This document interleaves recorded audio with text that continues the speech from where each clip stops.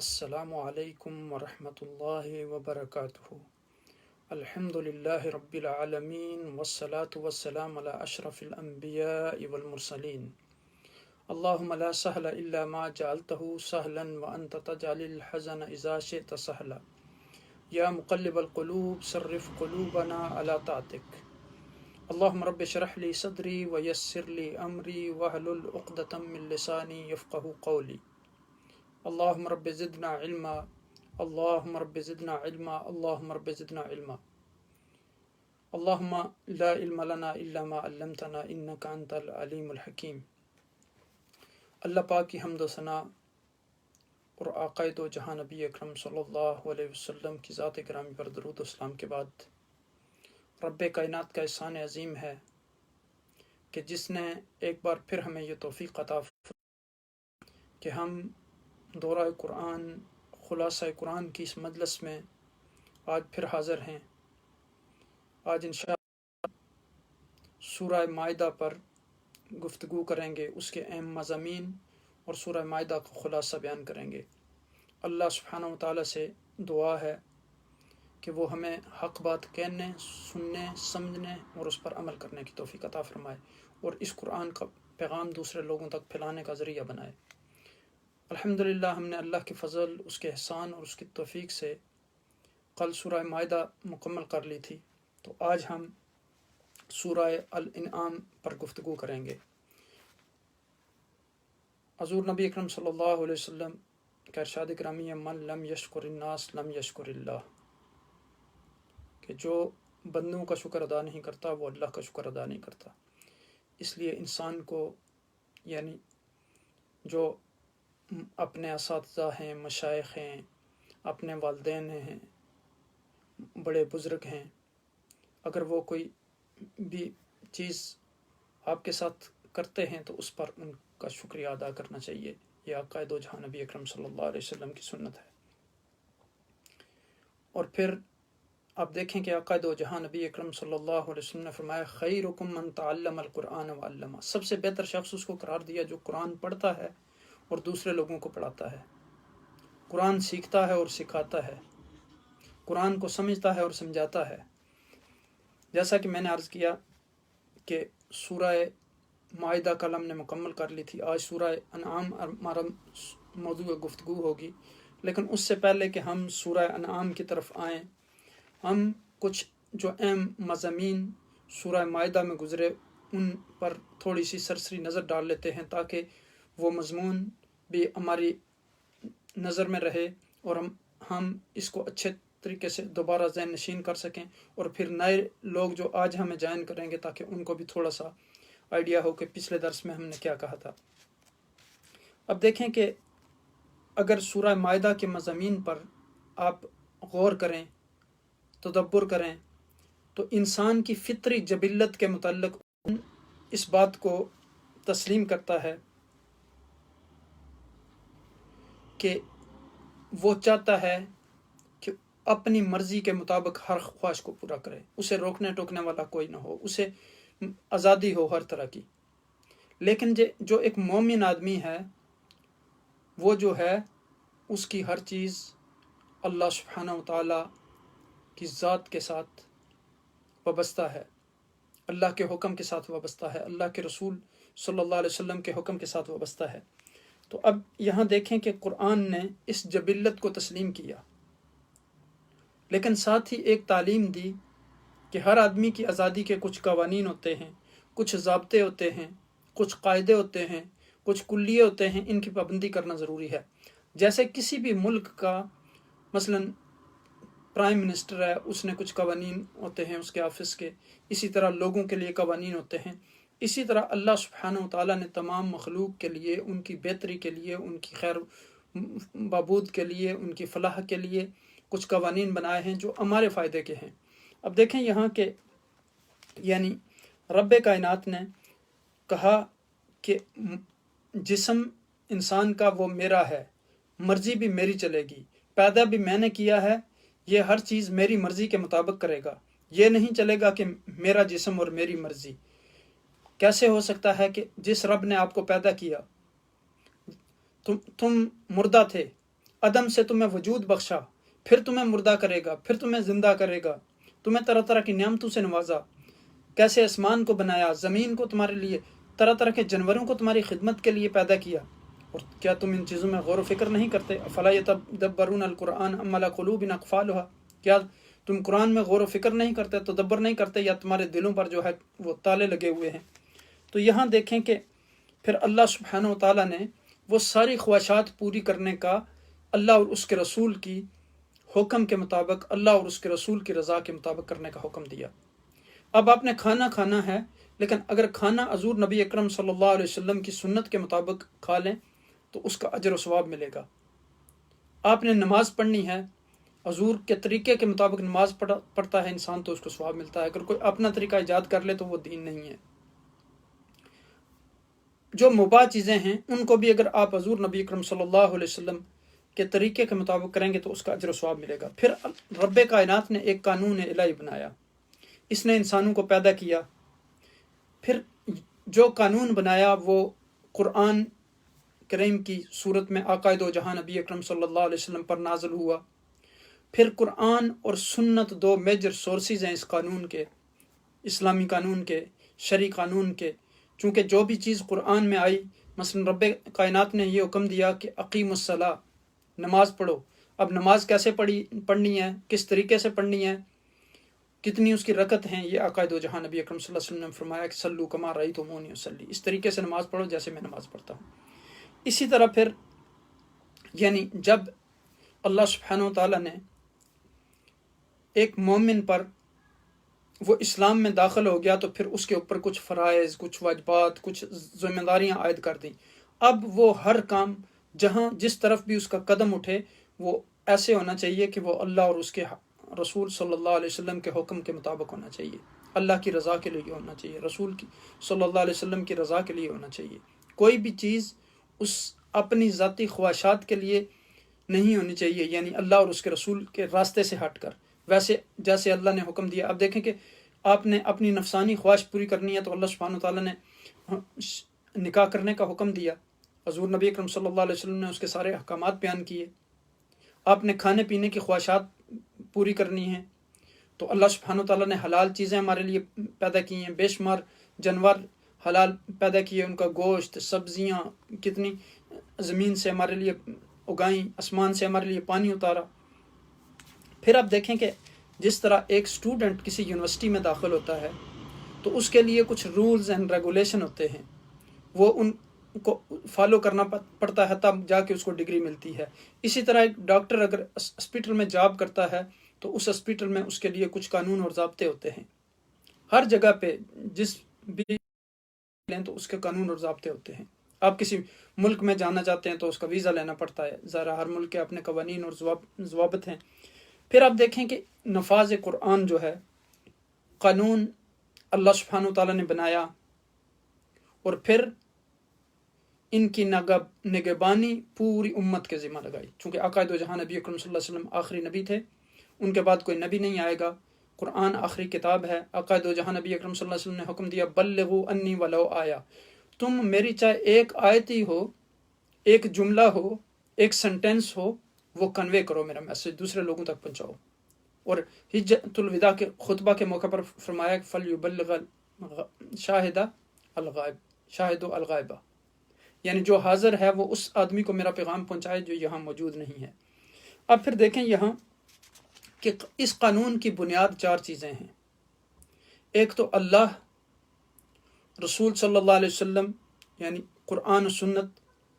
پھر فرد بشر یعنی اس معاشرے کے جو افراد ہیں مسلم معاشرے کے،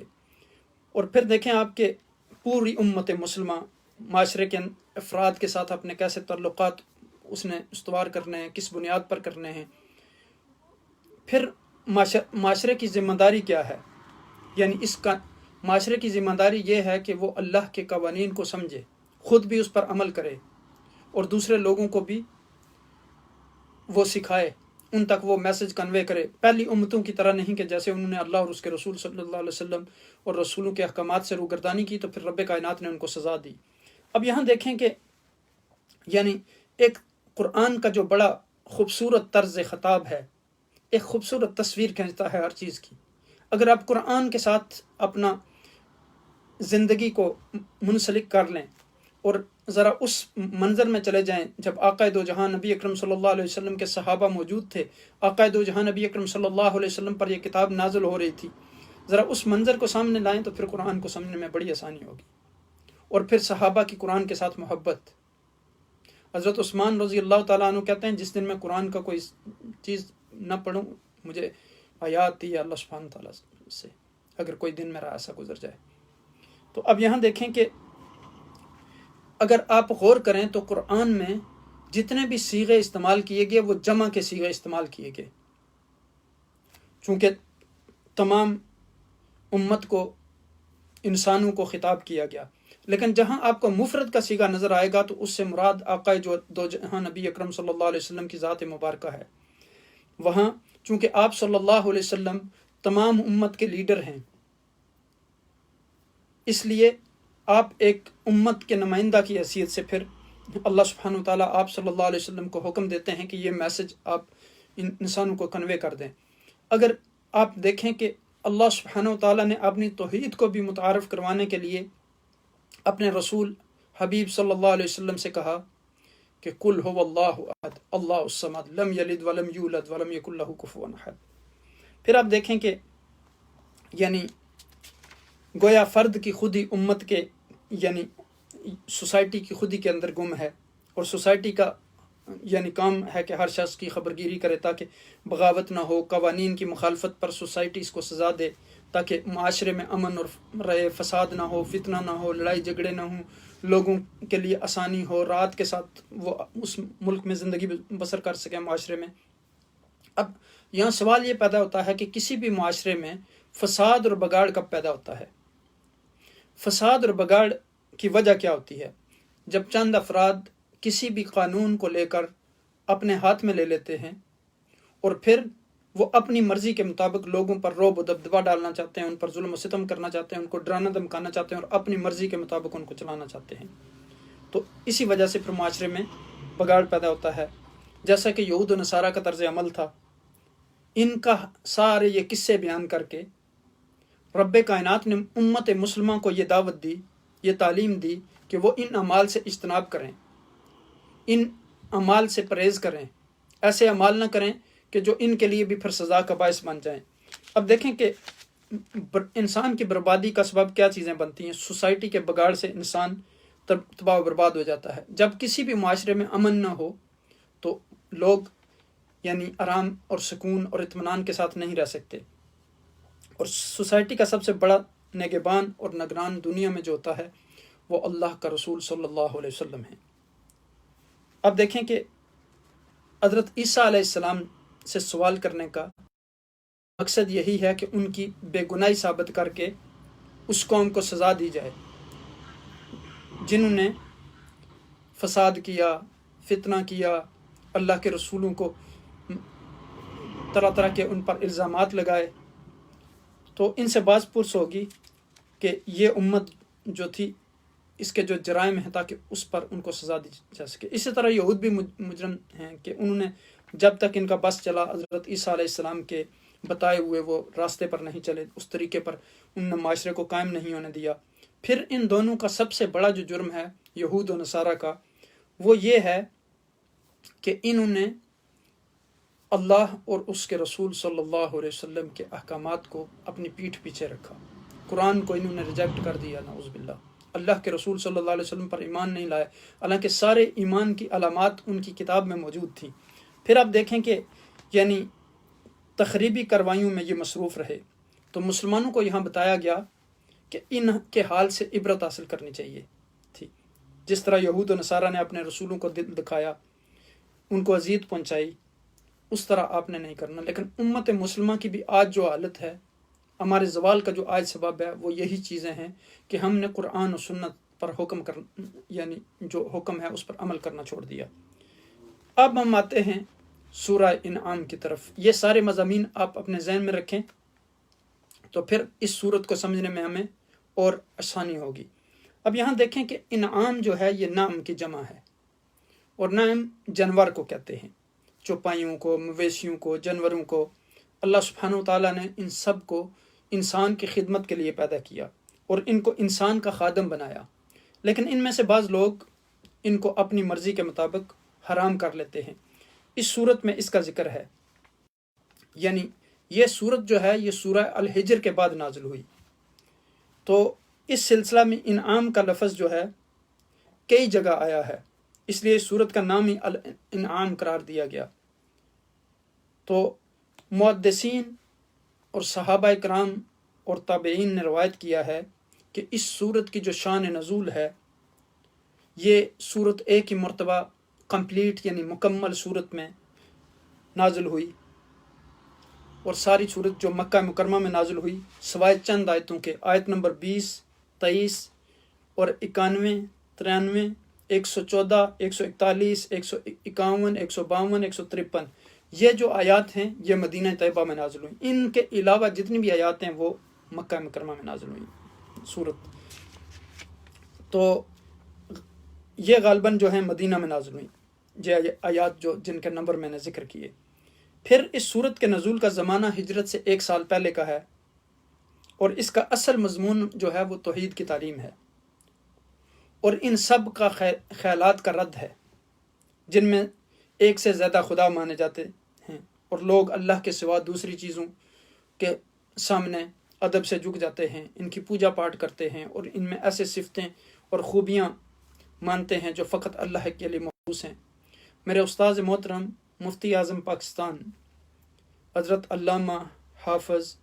مفتی محمد خان قادری رحمۃ اللہ علیہ فرمایا کرتے تھے، جب کبھی کوئی شاگرد آتا ملتا تو وہ جھکتا تو وہ کہتے کہ کھڑے ہو جاؤ، جھکنا صرف اللہ کے سامنے چاہیے۔ تو اس لیے یعنی آپ دیکھیں کہ عبادت کے لائق صرف اللہ کی ذات ہے، اس کے علاوہ کوئی بھی جو عبادت کے لائق نہیں ہے، اور شرک سے انسان کو اجتناب کرنا چاہیے۔ شرک ایسا جرم ہے کہ جو کبھی بھی معاف نہیں ہو سکتا اگر انسان توبہ نہ کرے اس سے اور اسی پہ موت آ جائے۔ اب دیکھیں کہ قرآن مجید کے نازل ہونے سے پہلے دنیا میں شاید ہی کوئی چیز بچی ہو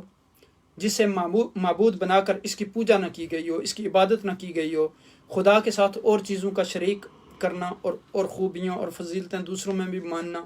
ایک عام بات تھی۔ جیسے پارسی یا مجوسی کہتے تھے کہ دنیا کی اچھی چیزیں پیدا کرنے والا خدا اور ہے، بری چیزوں کو پیدا کرنے والا خدا اور ہے۔ اچھی چیزوں کو وہ اجالا یعنی نور کہتے تھے، اور بری چیزوں کو اندھیرے یعنی ظلمت کہتے تھے، اور بری چیزوں کو ظلمت یعنی ان دو خدا تھے۔ ہندو جو ہے وہ 33 کروڑ دیوتا مانتے تھے اور ہر ایک کے الگ الگ کام سپرد تھا۔ آریہ سماج نے کوشش کر کے ان کو گھٹایا، مگر پھر بھی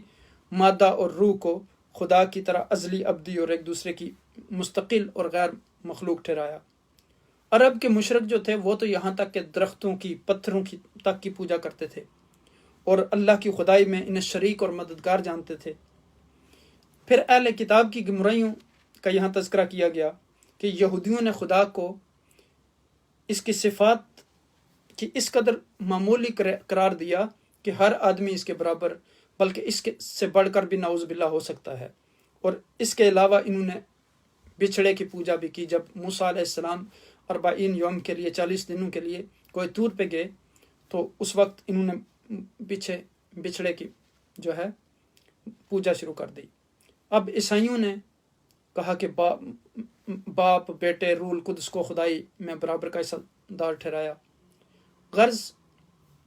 ایک اللہ کا قائل شاید کوئی مشکل ہی سے تھا۔ اس صورت میں تمام باطل عقیدوں کو غلط قرار دیا گیا، باطل قرار دیا گیا، فاسد قرار دیا گیا، اور سکھایا گیا کہ اللہ کے سوا کوئی شریک نہیں ہے، اللہ وحدہ لا شریک ہے۔ دنیا کی تمام چیزیں جو ہیں اس نے پیدا کی ہیں، ہر چیز کی قدرت اس کے ہاتھ میں ہے۔ انسانوں کو زندہ کرنا اور مارنا، آسمان زمین کا بنانا، ان کی تخلیق، یہ آسمان سے پانی اتارنا، زمین سے انسانوں کے لیے سبزیاں اگانا، پھل طرح طرح کے اگانا، پھر ان کے ذائقوں میں فرق، کوئی میٹھا ہے تو کوئی کھٹا ہے، کوئی چھوٹا ہے تو کوئی بڑا ہے۔ تو اب یہاں دیکھیں کہ پھر ان کی شکلیں بھی مختلف ہیں۔ اب یہاں جیسے اس کی ذات یکتا ہے ایسے اس کی صفتیں بھی سب کی سب نرالی ہیں۔ سب چیزیں اس نے اپنی قدرت سے پیدا کی ہیں، اور جب چاہے گا انہیں قائم رکھے گا اور جب چاہے گا تو انہیں فنا کر دے گا۔ دنیا کی حفاظت، اس کا انتظام اسی کے ہاتھ میں ہے۔ اپنی مخلوق کے لیے زندگی کے الگ الگ اللہ سبحانہ وتعالیٰ نے قوانین، قاعدے اور ضابطے بنائے۔ انسان کو اسی نے بنایا اور اس کی ہدایت کے لیے پھر رسول بھیجے،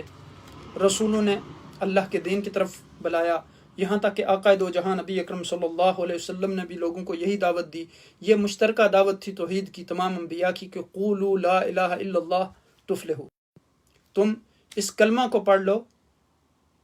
دائرہ اسلام میں آ جاؤ تو تمہیں کامیابی مل جائے گی۔ اب دیکھیں کہ حضور نبی اکرم صلی اللہ علیہ وسلم کو اس دین سے ہٹانے کے لیے کتنی مختلف آپ کو آفرز دی گئیں، تو کہ اگر خوبصورت عورت چاہتے ہیں تو وہ مل جائے گی، مال و دولت چاہتے ہیں تو وہ مل جائے گی، حکومت چاہتے ہیں تو وہ مل جائے گی، لیکن آپ نے فرمایا کہ لو ودعوا الشمس فی یمینی والقمر فی یساری لن اترک هذا الامر، اگر میرے دائیں ہاتھ میں سورج اور میرے بائیں ہاتھ میں چاند رکھ دیا جائے تو تب بھی میں اس دین کو نہیں چھوڑوں گا۔ تو اب یہاں دیکھیں کہ یعنی یہاں بہت سارے رسولوں کا اس صورت میں ذکر ہے۔ سورہ مائدہ کے ساتھ اس صورت کی کیا نسبت ہے؟ اب دیکھیں کہ دونوں کا موضوع ایک ہے، اگرچہ پچھلی جتنی بھی صورتیں تھیں وہاں اہل کتاب سے خطاب تھا، اور یہاں اس صورت کا غالباً اکثر حصہ جو ہے وہ اس کا تعلق جو ہے وہ مشرکین سے ہے، مشرکین سے خطاب ہے، مشرکانہ عقائد سے ہے، ان کا کلا کم کرنے سے ہے۔ تو یہاں دیکھیں کہ ان دونوں کا جو ہے موضوع ایک ہے، وہ ہے اہل کتاب کے ساتھ حجت، ان کے باطل عقائد کی تردید، پلیڈنگ۔ سورہ انعام میں جو ہے آرام کھانے اور ذبائح کا اجمالاً تذکرہ ہے، سورہ مائدہ میں پھر تفصیل کے ساتھ اس کا ذکر ہے۔ پھر اس کا آغاز الحمدللہ اللہ کی تعریف سے ہوتا ہے، اور اس کا فیصلہ وقضی بینہم بالحق دونوں کے درمیان تلازم ہے، وقیل الحمدللہ رب العالمین، اللہ اکبر۔ اس سے پہلے صورتوں میں جیسے میں نے عرض کیا کہ بالعموم خطاب جو تھا وہ اہل کتاب سے تھا، اس سورہ مبارکہ میں زیادہ سے زیادہ مخاطب جو ہیں وہ مشرک ہیں، اور وہ جماعتیں یا افراد جو آسمانی کتابوں اور آخرت پر اعتقاد نہیں رکھتے۔ سورہ کا آغاز خالق کائنات کی قدرت کاملہ پر دلائل سے شروع ہوتا ہے، اور پھر انسانی پیدائش کے مراحل کا تذکرہ۔ سورہ کا آغاز یہاں سے ہوتا ہے الحمدللہ الذی خلق السماوات والارض وجعل الظلمات والنور ثم الذین کفروا بربہم یعدلون، اللہ اکبر، کہ سب تعریفیں اللہ کے لیے ہیں جس نے پیدا کیا آسمانوں کو اور زمین کو، اور پیدا کیا اندھیرا اور روشنی، اور پھر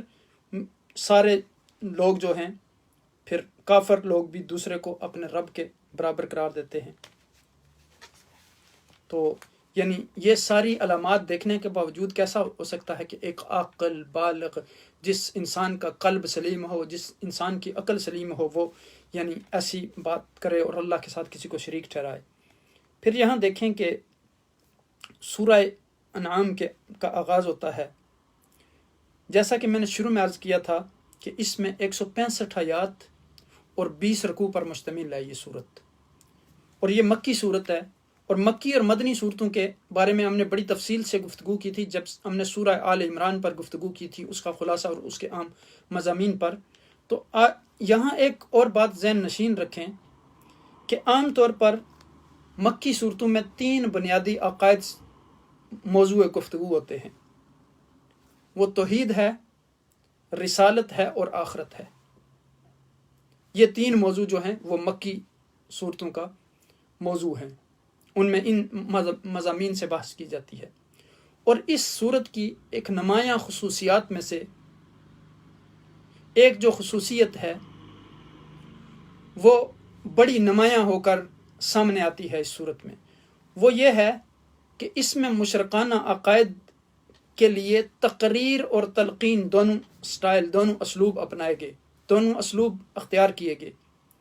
یعنی اسلوب تقریر کا مطلب یہ ہے کہ اللہ سبحانہ و تعالیٰ کی توحید اور قدرت اور عظمت کے دلائل کو ایسے مسلم اسلوب میں اور اصولوں کی صورت میں پیش کیا جاتا ہے کہ ان کا انکار کوئی بھی ایسا انسان نہیں کر سکتا جسے رب کائنات نے عقل سلیم عطا کی ہو، قلب سلیم عطا کیا ہو اور وہ سوجھ بوجھ رکھتا ہو۔ چونکہ جو بھی انسان ان کائنات کی ساری چیزوں میں غور کرے گا تو پھر اسے یہی آخر اسی نتیجے پر پہنچتا ہے کہ اس کا خالق، اس کا مالک رب ہے۔ پھر اب دیکھیں یہاں کہ اگر آپ یہاں اس صورت میں غور و فکر کریں تو وقفے پر آپ کو ایسی آیات ملیں گی جن میں ارض و سما کا تذکرہ ہے، اللہ تعالیٰ کے موجود ہونے، بندوں پر اس کے غلبے اور ظاہر و باطن کا عالم ہونا، ان چیزوں کا تذکرہ ہے۔ اب جیسے دیکھیں یہاں جو دوسری آیت ہے اس میں کہا کہ هو الذی خلقکم من طین ثم قضى اجلا واجل مسمى عنده ثم انتم تمترون، یعنی وہی اللہ ہے جس نے تم کو مٹی سے بنایا، پھر ایک متعین وقت معین کیا اور دوسرا معین وقت خاص اسی یعنی اللہ ہی کے نزدیک ہے، پھر بھی تم شک رکھتے ہو۔ پھر آگے صفات اگلی آیت میں بیان کی کہ هو اللہ فی السماوات وفی الارض یعلم سرکم وجہرکم ویعلم ما تکسبون، اللہ اکبر۔ پھر یہاں دیکھیں کہ گویا ان دعووں کو مشرکین بھی تسلیم کرتے ہیں، اور یہ دعوے ایسے ہرگز نہیں ہیں کہ ان کے ثبوت کے لیے دلائل دیے جائیں یا مغز ماری کی جائے، بلکہ صاحب انسان، نظر انسان جو ہے، جو غور و فکر کرنے والا ہے، تدبر کرنے والا ہے، جس کو رب کائنات نے عقل دی ہے، سمجھ دی ہے، قلب سلیم عطا کیا ہے، وہ اگر اس پر نظر ڈالتا ہے تو وہ اللہ تعالیٰ کے وجود، اس کی عظمت، اس کی کبریائی، اس کے غلبے اور قوت کا اعتراف کیے بغیر نہیں رہ سکتا۔ اور پھر ان آیات میں اسی اسلوب کی جھلک دکھائی دیتی ہے، اور آسمان اور زمین میں وہی ایک ہے، تمہاری پوشیدہ اور ظاہری باتیں سب جانتا ہے، جو تم عمل کرتے ہو سب سے واقف ہے۔ جیسے یعنی میں نے ابھی جو آیت کریمہ پڑھی آپ کے سامنے کہ وَهُوَ اللَّهُ فِي السَّمَاوَاتِ وَفِي الْأَرْضِ يَعْلَمُ سِرَّكُمْ وَجَارَكُمْ وَيَعْلَمُ مَا تَكْسِبُونَ، یعنی وہ اپنے بندوں پر غالب ہے اور نگہبان جو ہے مقرر کیے رکھتا ہے۔ پھر اگلی آیت میں، ایک اور آیت میں بیان کیا گیا کہ وَهُوَ الْقَاهِرُ فَوْقَ عِبَادِهِ وَيُرْسِلُ عَلَيْكُمْ حَفَظَةً حَتَّى إِذَا جَاءَ أَحَدُكُمُ الْمَوْتُ تَوَفَّتْهُمْ رُسُلُنَا وَهُمْ لَا يُفَرِّطُونَ، یعنی اب یہاں دیکھیں کہ پھر اگلی اس سے پچھلی آیت جو آیت نمبر 60 ہے اس میں پھر ذکر کیا گیا وَهُوَ الَّذِي يَتَوَفَّاكُمْ بِاللَّيْلِ وَيَعْلَمُ مَا جَرَحْتُمْ بِالنَّهَارِ ثُمَّ يَبْعَثُكُمْ فِيهِ لِيُقْضَىٰ أَجَلٌ مُّسَمًّى ثُمَّ إِلَيْهِ مَرْجِعُكُمْ ثُمَّ يُنَبِّئُكُم بِمَا كُنتُمْ تَعْمَلُونَ، یعنی وہی تو ہے جو رات کی نیند کی حالت میں تمہاری روح کو قبض کر لیتا ہے اور جو کچھ تم کرتے ہو اس کی خبر رکھتا ہے، یعنی اللہ کے وسیع علم کا تذکرہ اور انسان کی بے خبری کا تذکرہ اور اس کے علم کے محدود ہونے کا تذکرہ ہے یہاں۔ یعنی اسلوب تلقین کا حاصل یہ ہے کہ رب کائنات اپنے رسول امی کو ایسے دلائل سکھاتے ہیں کہ جن کا منکرین کے پاس اب کوئی جواب نہیں ہے، کوئی رد نہیں ہے، اور وہ شرمندگی پر مجبور ہو جاتے ہیں۔ یہ اسلوب عام طور پر آپ کو سوال و جواب کے شکل میں نظر آئے گا قرآن میں۔ مثال کے طور پر آیت نمبر 12 اور آیت نمبر 19 میں ارشاد خداوندی ہے اسی صورت کی کل من ما فی السماوات والارض کل اللہ، کہا کہ ان سے ذرا پوچھئے، حضور نبی اکرم صلی اللہ علیہ وسلم کو حکم دیا گیا کہ زمین اور آسمان میں کون ہے، یہ کس کی ملکیت ہے؟ تو اب ظاہر ہے کہ یہ لوگ جانتے تھے لیکن یہ زبان سے اقرار نہیں کرنا چاہتے تھے، تو پھر حضور نبی اکرم صلی اللہ علیہ وسلم کو حکم دیا گیا کہ آپ بھی کہہ دیں کہ کل اللہ، یہ اللہ کے لیے ہے۔ پھر آگے یعنی آیت نمبر 19 میں کہا گیا کل ای شیء اکبر شہادۃ کل اللہ، اللہ اکبر، یعنی کون سی چیز گواہی کے لیے بڑی ہے؟ تو فرمایا کہ اللہ۔ پھر جیسے کہا کہ یسالونک، پیچھے ہم نے پڑھا ہے یسالونک ماذا ینفقون قل العفو، کہ آپ سے پوچھتے ہیں کہ کیا خرچ کریں ہم،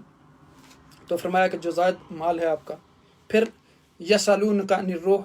قل الروح من امر ربی، پھر جیسے یسالونک عن الساعہ پھر یسألونک عن الخمر والمیسر، پھر یسألونک عن المحیض، حید کے بارے میں پوچھتے ہیں، شراب اور جوئے کے بارے میں پوچھتے ہیں، قیامت کے بارے میں پوچھتے ہیں۔ آپ ان سے سوال کیجئے کہ آسمان اور زمین میں جو کچھ بھی ہے وہ کس کا ہے؟ ظاہر ہے کہ دل سے یہ مشرکین یہ تسلیم کرتے تھے کہ سب کچھ اللہ تعالیٰ کا ہی ہے، لیکن زبان سے اعتراف نہیں کرتے تھے، انہیں حجاب ہوتا تھا۔ تو اسی لیے فرمایا کہ آپ خود ہی فرما دیجئے کہ سب کچھ اللہ ہی کا ہے، اس کا مالک، اس کا خالق، انسان کا رازق اللہ ہے۔ پھر آیت نمبر 19 میں فرمایا کہ ان سے پوچھو کہ سب سے بڑھ کر شہادت کس کی ہے؟ کہہ دیجئے کہ اللہ تعالیٰ ہی میرے درمیان اور تمہارے درمیان گواہ ہے۔ اب دیکھیں کہ تقریر اور تلقین کے یہ دونوں اسلوب سورہ انعام میں آپ کو پہلو بہ پہلو نظر آتے ہیں، ایک ساتھ چل رہے ہیں پوری صورت میں۔ اس سورہ مبارکہ کا آغاز اللہ سبحانہ و تعالیٰ کی حمد و ثنا کے ساتھ ہوا، پھر رسالت کا تذکرہ کرنا چونکہ ضروری تھا، چنانچہ بتایا گیا کہ منکرین کی عادت یہ ہے کہ وہ رسول اللہ صلی اللہ علیہ وسلم سے بھی جو بھی دلائل اور براہین ان کے سامنے پیش کرتے ہیں، آقا دو جہاں نبی اکرم صلی اللہ علیہ وسلم، یہ ان سے اعراض کرتے ہیں اور جواب میں حجت کے طور پر کہتے ہیں اس نبی پر اگر کوئی فرشتہ کیوں نہیں اتارا گیا، تو یعنی کسی فرشتے کو کیوں نہیں اتارا گیا، یعنی انسان کی صورت میں کیوں نبی کو بھیجا گیا؟ تو اللہ سبحانہ تعالیٰ نے قرآن میں کہا ہے کہ اگر کوئی فرشتہ بھی زمین پر بھیجا جاتا تو وہ فرشتہ بن کے زمین پر نہ رہتا، چونکہ فرشتوں کے رہنے کی جگہ آسمان پر ہے، وہ انسان کی صورت میں ہی آتا اگر اس کو نبی بنایا جاتا تو۔ پھر آپ دیکھیں کہ توحید اور رسالت کے بعد پھر بحثت و جزا کا ذکر ہے۔ فرمایا گیا کہ تمہیں اللہ تعالیٰ قیامت کے دن ضرور جمع کرے گا، اس میں کوئی شک والی بات نہیں ہے، اللہ سبحانہ تعالیٰ کے سامنے کسی کی نہیں چلتی۔ من یصرف عنہ یومئذ فقد رحمہ وذلک الفوز المبین، اللہ اکبر۔ یہ تین مضامین سورہ انعام میں عدل بدل کر کبھی تلقین کی صورت میں، کبھی تلقین کی صورت کے اسلوب میں، کبھی تقریر کے اسلوب سے چلتے ہیں، یہاں تک کہ یہ بات ابو الانبیاء حضرت ابراہیم علیہ السلام تک جا پہنچتی ہے۔ اس میں کوئی شک نہیں کہ حضرت ابراہیم خلیل اللہ علیہ السلام ایسے معاشرے میں آئے جو شرک میں ڈوبا ہوا تھا، گویا وہ شرک میں ڈوبی ہوئی دنیا میں روشن مینار تھے۔ انہوں نے سورج، چاند، ستاروں اور ہاتھوں سے بنائے گئے اصنام کو معبود تسلیم کرنے سے انکار کر دیا اور رب واحد کی کبریائی پر ایمان کا اعلان کیا۔ تو انہیں سب سے پہلے اپنے ہی والد کی مخالفت کا سامنا کرنا پڑا، مگر انہوں نے اس کی مخالفت کی کوئی پرواہ نہ کی اور دعوت توحید کا سلسلہ جاری رکھا۔ اب دیکھیں کہ آیت نمبر 74 سے لے کر 81 تک یہی دعوت دوسرے انبیاء نے بھی اپنے اپنے زمانے میں دی۔ سورہ انعام میں ان انبیاء میں سے 18 انبیاء کے نام جو ہیں وہ مذکور ہیں، تو ان سب کو وہی سے مشرف کیا گیا۔ ان کے علاوہ بھی دوسرے انبیاء کے بھی دنیا میں آئے، لیکن ان کے نام جو ہیں وہ قرآن حکیم میں مذکور نہیں ہیں۔ تو ان کو دھمکایا گیا، ان کو کہا گیا آپ کو گھر سے نکال دیا جائے گا، آپ کے ساتھ قطع تعلق کر دیا جائے گا، آپ کو آگ میں ڈال دیا جائے گا، لیکن آپ نے کسی بھی چیز کی پرواہ نہیں کی، اور پھر اللہ کے حکم سے آگ بھی جو ہے ان کے لیے نار بن گئی۔ کونی یا نارو بردم و سلام علی ابراہیم۔ تو ہر چیز چونکہ اللہ کے حکم سے ہی ہوتی ہے۔ پھر یہاں دیکھیں ان سب موضوعات کے بعد ذات باری تعالیٰ کے دلائل اور مشرکوں کی ہٹ درمی، اللہ تعالیٰ کی قدرتوں کا بیان، منکرین حق پر اتمام حجت، منکرین کی بہانہ سازیوں اور اسلام کی شرح صدر کی رحمت، مشرکین قریش کو فہماش، چند مشرکانہ جو رسوم تھی ان کے ہاں ان کا رد، حرام اشیاء کی مختصر فہرست اور چند حرام اشیاء اور ممنوع امور جو ہیں ان کے متعلق گفتگو کی گئی۔ اب یہاں اگر ان آیات پر تو آپ کو نظر آئے گا کہ اللہ سبحانہ وتعالیٰ نے قرآن کی دعوت اور نبی اکرم صلی اللہ علیہ وسلم کا اعلان حق، پھر روز حشر کے سوال و جواب اور ان کی تیاری، اور نافرمان قوموں کے لیے جو تقدیر الہی، دعوت حق کے جو غریب شدائی تھے، کیونکہ وہ جو امیر لوگ تھے وہ کہتے تھے کہ آپ ان غریب لوگوں کو دعوت دیتے ہیں حضور نبی اکرم صلی اللہ علیہ وسلم کو، تو ان کا بھی خیال رکھنے کا حکم دیا گیا۔ پھر فرمایا گیا کہ غیب کی کنجیاں رب کائنات کے ہاتھ میں ہیں، دین کا مذاق اڑانے والے کا دین سے کوئی تعلق نہیں ہے۔ پھر آپ دیکھیں کہ یہ ساری باتیں بیان کرنے کے بعد اب جو ہے وحی اور نبوت کے دوبارہ ایسے دلائل ذکر کیے گئے کہ جن کا تعلق جو ہے وہ اللہ سبحانہ و تعالیٰ کے علم، قدرت اور حکمت کے دلائل پر ہے۔ تو اب یہاں اگر غور کریں تو ان دلائل میں غور و فکر کریں تو اللہ سبحانہ و تعالیٰ کی معرفت، قدرت کاملہ، اس کا پتہ چلتا ہے کہ اصل اللہ تعالیٰ کی ذات و صفات ہے اور اس کے افعال کی معرفت ہے۔ لیکن چونکہ کفار مکہ ان دلائل پر غور و فکر نہیں کرتے تھے، تدبر نہیں کرتے تھے کہ اور الٹا یہ مطالبہ کرتے تھے کہ ہمیں مختلف معجزات دکھائیں تاکہ ہم ایمان لے آئیں، تو کہتے تھے کہ ہمیں فلاں معجزہ دکھایا جائے تو ہم ایمان قبول کر لیں گے۔ جس طرح بنی اسرائیل کے لوگ طرح طرح کے مطالبے کرتے تھے، کبھی کہتے تھے ہم اللہ سبحانہ تعالیٰ کو دیکھنا چاہتے ہیں، کبھی کوئی مطالبہ کرتے تھے، کبھی کوئی مطالبہ، کبھی کہتے تھے کہ ہمارے لیے کوئی کھانے کی ایسی نعمتیں ہوں، من و سلوہ اترے ہمارے لیے، کبھی کوئی۔ تو اب یہاں دیکھیں کہ ان مشرکین کا بھی اسی طرح کا رویہ تھا حضور نبی اکرم صلی اللہ علیہ وسلم کے ساتھ۔ تو اب یہ یہاں دیکھیں کہ فرمایا گیا کہ یعنی یہ یعنی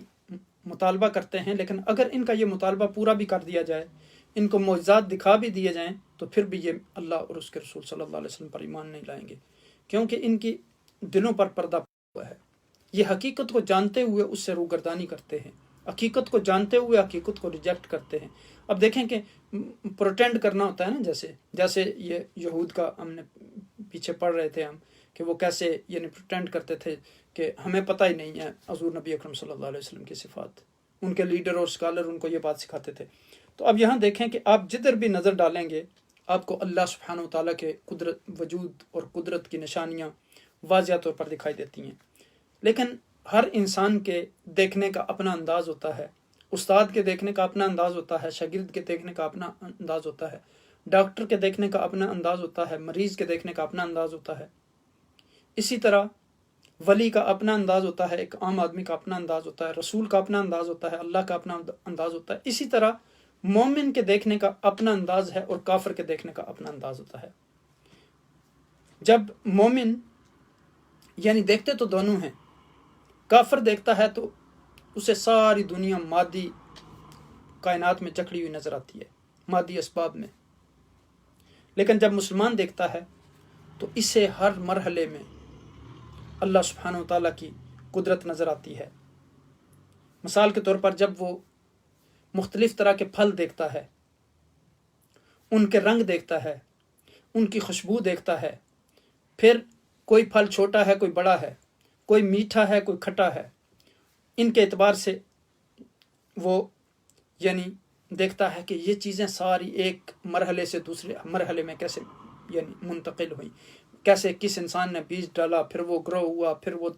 پودا بنا، درخت بنا، اس میں کیسا پھل لگا، یعنی کوئی کڑوا ہے کوئی نمکین ہے، کوئی میٹھا ہے کوئی پھیکا ہے کوئی کھٹا ہے۔ تو جوں وہ پکتا جاتا ہے، پھر ابتدائی مرحلے میں پھل جو ہے وہ کھٹا ہوتا ہے، پھر میٹھا ہو جاتا ہے۔ تو مومن چونکہ ان ساری چیزوں کو ایمانی نظر سے دیکھتا ہے، تو جب وہ یہ ساری چیزوں کا مشاہدہ کرتا ہے، ان میں غور و فکر کرتا ہے، تدبر کرتا ہے، تو وہ بغیر کسی سوچ سمجھ کے پکار اٹھتا ہے اللہ اکبر سبحان اللہ الخالق۔ یعنی آپ دیکھیں کہ آقا دو جہاں نبی اکرم صلی اللہ علیہ وسلم نے فرمایا اتقوا من فراست المومن فإنه ينظر بنور اللہ، مومن کی فراست سے ڈرو چونکہ وہ اللہ کے نور سے دیکھتا ہے۔ اللہ سبحانہ و تعالیٰ اپنے بندوں کو ایک خاص نور عطا کرتے ہیں۔ پھر آپ دیکھیں کہ زمین سے اگنے والی مختلف چیزوں اور پھلوں کا ذکر کرتے ہوئے فرمایا گیا یہ چیزیں جب پھلتی ہیں اور ان کے اوپر پھل لگتے ہیں اور جب پکتی ہیں تو ان کے پکنے پر نظر کرو، یعنی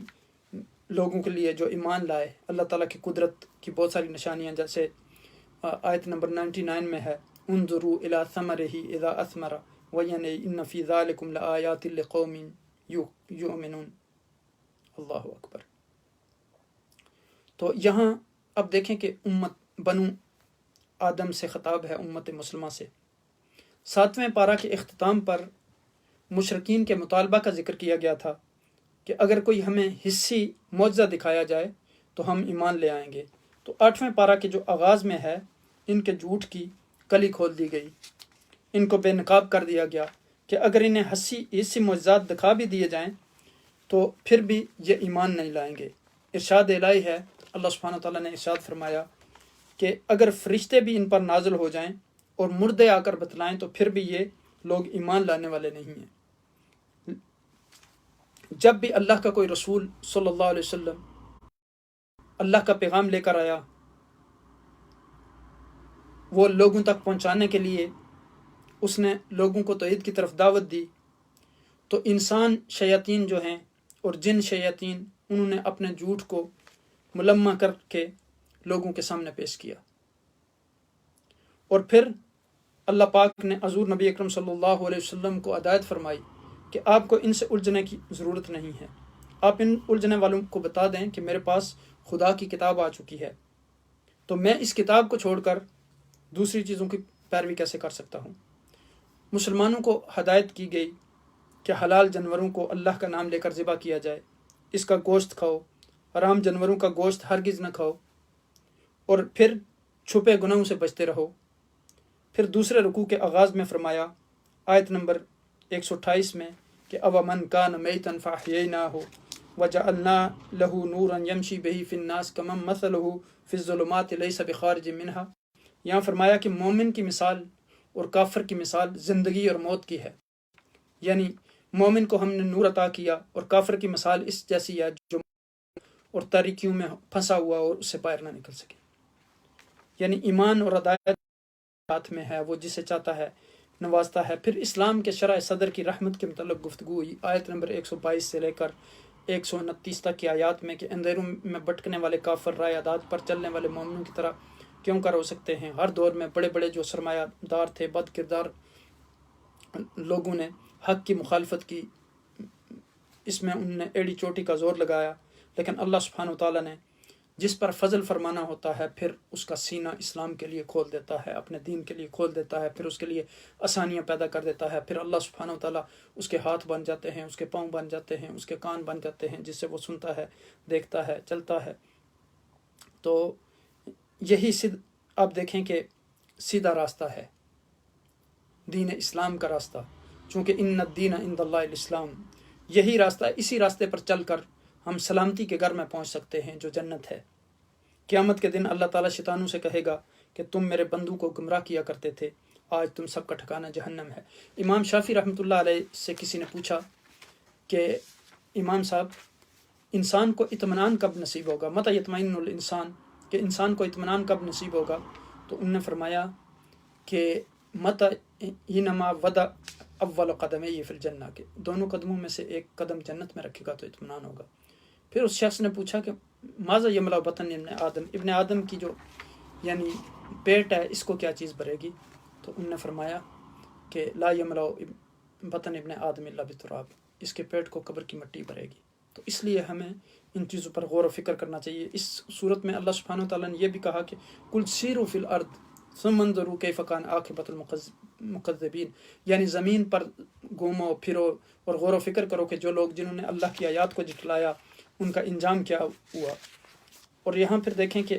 اللہ سبحانہ وتعالیٰ نے بتایا کہ اللہ سبحانہ وتعالیٰ کے فیصلوں کے سامنے کسی کو پر مارنے کی ضرورت نہیں۔ اب دیکھیں یہاں کے قیامت کا نظارہ یہاں اس صورت میں بڑے خوبصورت انداز میں سمجھانے کے لیے پیش کیا گیا کہ رحمت الہی کے طفیل عذاب سے بچنا ممکن ہے، ورنہ اور کوئی تدبیر نہیں ہے۔ یعنی اور پیغمبروں سے سفارش کی درخواست کہ لوگ باری باری پیغمبروں کے پاس جائیں گے، ہر کوئی کہے گا رب نفسی نفسی، پھر لوگ آخر میں انبیاء بھی آقائے دو جہاں نبی اکرم صلی اللہ علیہ وسلم کے پاس جائیں گے، اور آقائے دو جہاں نبی اکرم صلی اللہ علیہ وسلم اس دن بھی کہہ رہے ہوں گے کہ رب امتی امتی، اللہ اکبر، یہ کیسے ہم امت ہیں؟ آج ہم حضور نبی اکرم صلی اللہ علیہ وسلم کے احکامات پر کتنے عمل کر رہے ہیں؟ اگر ہم واقعی امتی ہیں، ہم واقعی یہ دعوے کرتے ہیں کہ ہم حضور کے عاشق ہیں، تو پھر ہم حضور کی سنتوں پر کیوں عمل نہیں کرتے؟ چونکہ عاشق جو ہوتا ہے،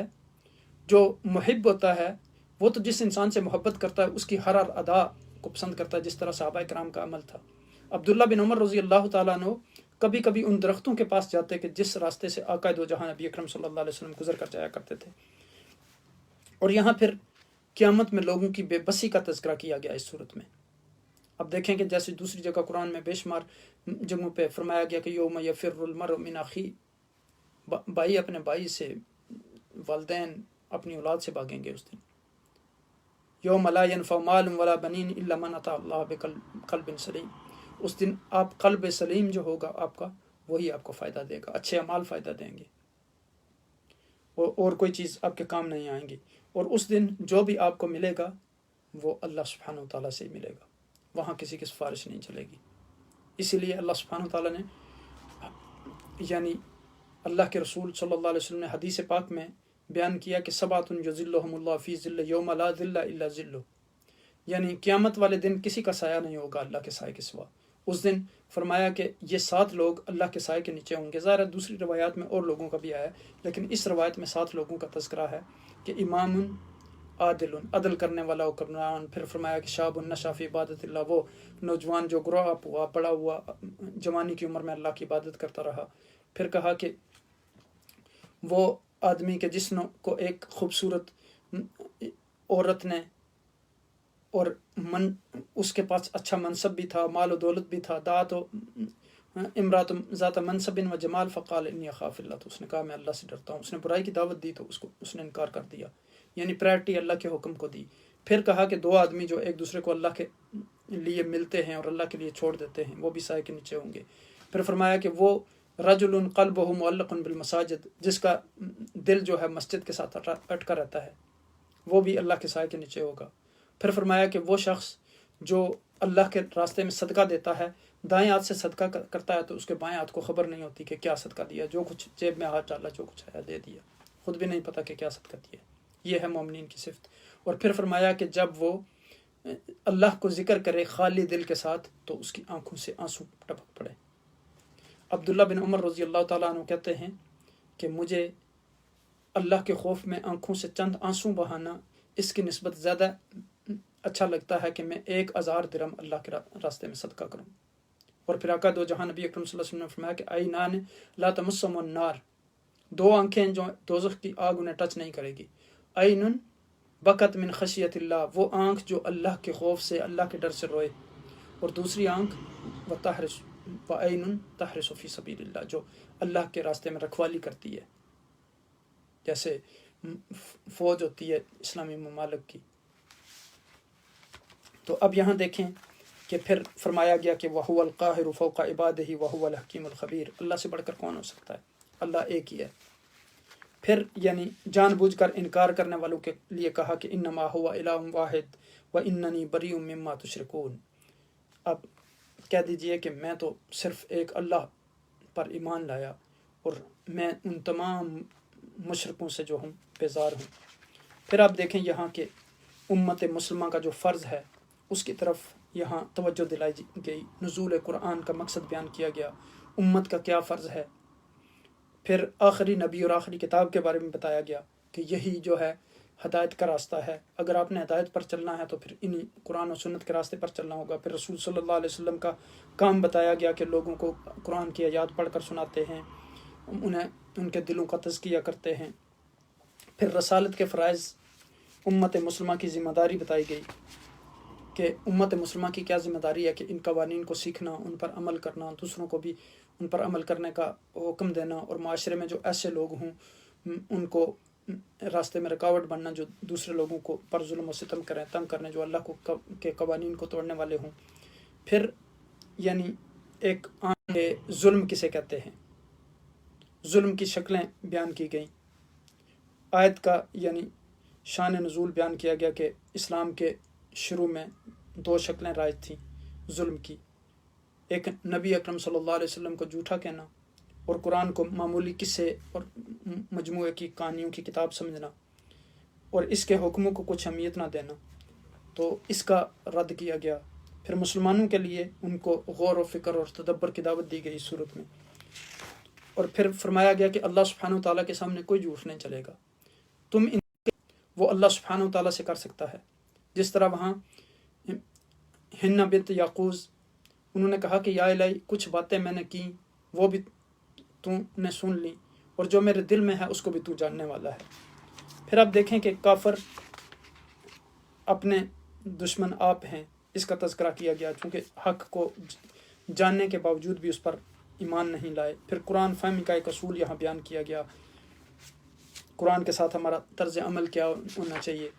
اس کا تذکرہ کیا گیا، اور بتایا گیا کہ اسلامی اور شرعی قانون جو ہے وہ قرآن اور سنت سے ماخوذ ہے، اور یہی جو قانون ہے یہ سچا قانون ہے۔ باقی جتنے بھی قوانین ہیں وہ انسانوں کے بنائے ہوئے ہیں، لیکن یہ قانون اللہ سبحانہ و تعالیٰ کا بنایا ہوا ہے۔ پھر کافروں کی جو جھوٹی تمنائیں تھیں ان کا تذکرہ کیا گیا، ان کافروں کے دل فرمایا گیا کہ بدلنے والے نہیں ہیں۔ جیسے وہاں یہود کے بارے میں بتایا گیا تھا، سارے معجزات دیکھنے کے بعد انہوں نے یعنی پھر آخری معجزہ جو انہوں نے دیکھا گائے کا، کہ ایک مردہ انسان کو زندہ کر دیا گیا، اور اس کے گوشت کا ٹکڑا جب باڈی کے ساتھ لگایا گیا تو اس نے قاتل کو بتا دیا، لیکن پھر بھی جو قاتل تھا اس کے بعد دوبارہ اس نے انکار کر دیا۔ تو پھر اللہ سبحانہ وتعالیٰ نے کہا کہ ان لوگوں کے جو دل ہیں وہ پتھروں سے بھی سخت ہیں۔ 3 قسم کے پتھر مثال دے کے سمجھایا کہ کچھ پتھر ہوتے ہیں ان سے دریا پھوٹ پڑتے ہیں، کچھ پتھروں سے پانی نکلتا ہے، کچھ پتھر اللہ کے خوف سے گر پڑتے ہیں، لیکن ان کے دل جو ہیں ان سے بھی ورس ہیں، ان سے بھی برے ہیں۔ پھر آپ دیکھیں کہ یعنی یہاں ایک خاص ضابطہ بیان کیا گیا کہ جس کے مطابق انسان اپنی زندگی بسر کر سکتا ہے، اور وہ دنیا میں بھی کامیاب حکمران ہو سکتا ہے اور آخرت میں بھی۔ پھر انسانی فطرت کا یہاں تذکرہ کیا گیا کہ اس کے راستے میں جو رکاوٹیں آتی ہیں اور اس کا حل بتایا گیا کہ اسلام جو ہے وہ کسی بھی صورت میں آپ کی خواہشات کو نہیں دبانا چاہتا، لیکن صرف یہ چاہتا ہے کہ آپ اللہ اور اس کے رسول کے احکامات کے مطابق اپنی خواہشات کو پورا کریں۔ پھر قرآن کے احکامات بیان کیے گئے کہ اللہ سبحانہ تعالیٰ نے کہا کہ میں جو چاہوں کرتا ہوں، میری مرضی ہر چیز پر چلتی ہے۔ پھر دنیا پرستوں کی مذمت کی گئی، پھر زندگی اور موت کا تذکرہ کیا گیا، پھر یعنی قیامت والے دن انسان نادم ہوں گے چونکہ وہ یوم الحسرہ و ندامہ ہے، اس کا تذکرہ کیا گیا۔ پھر اصلی زندگی یہاں کیا ہے، فرمایا کہ مل حیات دنیا الا لعب و لعب، یعنی یہ دنیا کی زندگی جو ہے کھیل تماشا ہے۔ ولدار الآخرۃ خیر للذین یتقون، یعنی آخرت کی زندگی جو ہے وہ اس سے بہتر ہے ان لوگوں کے لیے جو پرہیزگار ہیں، جو تقوی والے ہیں، جو اللہ سے ڈرتے ہیں، جو اللہ کے احکامات پر عمل کرنے والے ہیں۔ پھر فرمایا فلا تعقلون، کیا تم سمجھ نہیں رکھتے؟ پھر رسول صلی اللہ علیہ وسلم کے جھٹلانے والوں کا تذکرہ ہوا، قد نعلم انہ لیحزنک کالذی یقولون فانہم لا یکذبونک ولکن الظالمین بآیات اللہ یجحدون، یعنی فرمایا کہ ہم خوب جانتے ہیں کہ آپ کو ان کے اقوال مغموم کر دیتے ہیں، آپ کے دل میں غم کی کیفیت پیدا ہو جاتی ہے، سو یہ لوگ آپ کو جھوٹا نہیں کہتے، لیکن یہ ظالم اللہ کی آیات کا انکار کرتے ہیں۔ وَلَكِنَّ الظَّالِمِينَ بِآيَاتِ اللَّهِ يَجْحَدُونَ۔ پھر رسولوں پر صبر اور اللہ کی مدد، وَلَقَدْ كُذِّبَتْ رُسُلٌ مِّن قَبْلِكَ فَصَبَرُوا عَلَىٰ مَا كُذِّبُوا وَأُوذُوا حَتَّىٰ أَتَاهُمْ نَصْرُنَا وَلَا مُبَدِّلَ لِكَلِمَاتِ اللَّهِ وَلَقَدْ جَاءَكَ مِن نَّبَإِ الْمُرْسَلِينَ، فرمایا کہ پہلے رسولوں کو بھی انہوں نے جھٹلایا، ان پر پھر اللہ کی مدد آئی۔ پھر اصلاح زبردستی نہیں ہو سکتی، یعنی وَإِن كَبُرَ عَلَيْكَ إِرَادَهُمْ فَإِنِ اسْتَطَعْتَ أَن تَبْتَغِي نَفَقًا فِي الْأَرْضِ أَوْ سُلَّمًا فِي السَّمَاءِ فَتَأْتِيَهُم بِآيَةٍ وَلَوْ شَاءَ اللَّهُ لَجَمَعَهُمْ عَلَى الْهُدَىٰ فَلَا تَكُونَنَّ مِنَ الْجَاهِلِينَ، یعنی ان کو ہدایت اللہ سبحانہ وتعالیٰ دے سکتا ہے، اور دین میں یہ نہیں ہے کہ آپ کسی آدمی کے گردن پر بندوق رکھ کے کہیں کہ تم اسلام قبول کرو۔ حقیقت تک پہنچنے کے لیے پھر فرمایا کہ عقل کافی ہے، یعنی انما یستجیب الذین یسمعون والموتى یبعثهم اللہ ثم الیہ ترجعون، یعنی وہی لوگ قبول کرتے ہیں جو سنتے ہیں، اور مردوں کو اللہ زندہ کر کے اٹھائیں گے، پھر سب اللہ کی طرف جائیں گے۔ پھر کافروں کے جو غلط سوال تھے ان کے متعلق بتایا گیا کہ یعنی انہوں نے کہا کہ قالوا لولا نزل علیہ آیۃ من ربہ قل ان اللہ قادر علی ان ینزل آیۃ ولکن اکثرهم لا یعلمون، یعنی وہ کہتے تھے کہ کوئی نشانی اللہ کی طرف سے نازل ہو جائے، تو اللہ سبحانہ تعالیٰ نے کہا کہ بے شک اس میں کوئی شک نہیں کہ اللہ سبحانہ تعالیٰ اس پر قادر ہیں کہ وہ نشانی اتاریں، لیکن پھر بھی یہ لوگ جو ہیں یہ جاننے والے نہیں ہیں۔ پھر اللہ کی مخلوقات کا تذکرہ کیا گیا، فرمایا گیا کہ ما من دابۃ فی الارض ولا یطیر ولا طائر یطیر بجناحیہ الا مثل امثالکم ما فرطنا فی الکتاب من شیء ثم الی ربہم یحشرون، یعنی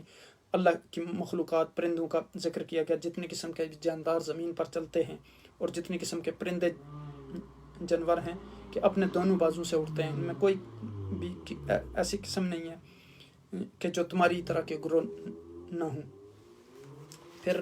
یعنی یہ اللہ سبحانہ وتعالیٰ کی قدرت کاملہ سے ہی سارا نظام چلتا ہے، آسمان، زمین، پرندوں کا۔ پھر عقل کا امتحان اس کے بارے میں بتایا گیا۔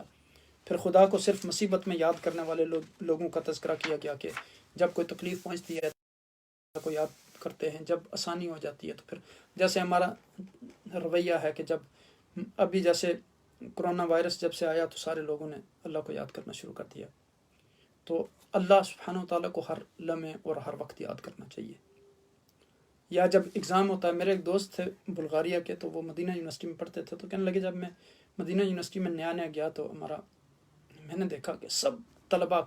مسجد میں بیٹھ کے قرآن کی تلاوت کر رہے ہیں، تو میں نے سوچا کہ ان سے تو نیک کوئی بندہ نہیں ہے، دن رات تلاوت کر رہے ہیں۔ تو 2-4 ہفتوں کے بعد مجھے پتہ چلا کہ یہ ان کا قرآن کا امتحان تھا، اس کے بعد کوئی نظر نہیں آیا۔ اسی طرح جب ہمارا اگزام ہوتا ہے تو پھر دعا اور نماز اور نوافل پڑھتے ہیں۔ تو اب دیکھیں کہ یہ رویہ جب تک ہم ترک نہیں کریں گے تو ہمیں اللہ سبحانہ وتعالیٰ کامیابی نہیں دیں گے۔ پھر ظلم کا نتیجے کے بارے میں بتایا گیا،